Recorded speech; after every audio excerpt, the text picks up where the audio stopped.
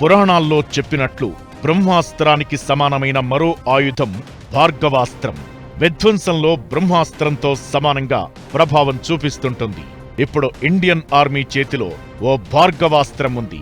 Operation Sindoor తరువాత భారత్ మీదకు డ్రోన్లతో దాడి చేసింది పాక్. మన S-400 వాటి సంగతి తేల్చింది. అయితే భవిష్యత్లో మళ్లీ డ్రోన్ ఎగరేయాలంటే పాక్ వణుకు పుట్టించేంత రేంజ్ పవర్ ఈ భార్గవాస్త్రం సొంతం. డ్రోన్ల గుంపును డిస్మాంటిల్ చేసేలా స్వదేశీ టెక్నాలజీతో సరికొత్త వ్యవస్థ సిద్ధమైంది. స్వదేశీ పరిజ్ఞానంతో తక్కువ ఖర్చులోనే కౌంటర్ డ్రోన్ వ్యవస్థ భార్గవాస్త్రను అభివృద్ధి చేసింది solar defence and aerospace limited సంస్థ. 2.5 కిలోమీటర్ల దూరం నుంచి వస్తున్న శత్రు డ్రోన్లను గుర్తించి ఇది మైక్రో రాకెట్ల సాయంతో ఆపేస్తుంది. ఇందులోని రాడార్ వ్యవస్థ గగనతలంలో 6 నుంచి 10 కిలోమీటర్ల దూరంలో ఉన్న ముప్పులను పసిగట్టగలదు.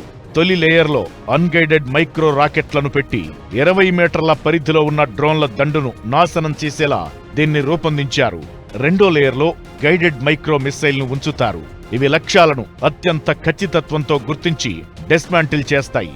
సముద్రానికి 5,000 మీటర్ల ఎత్తులో ఉండే భూభాగాల్లో, కొండ ప్రాంతాల్లోనూ వీటిని యూజ్ చేయొచ్చు.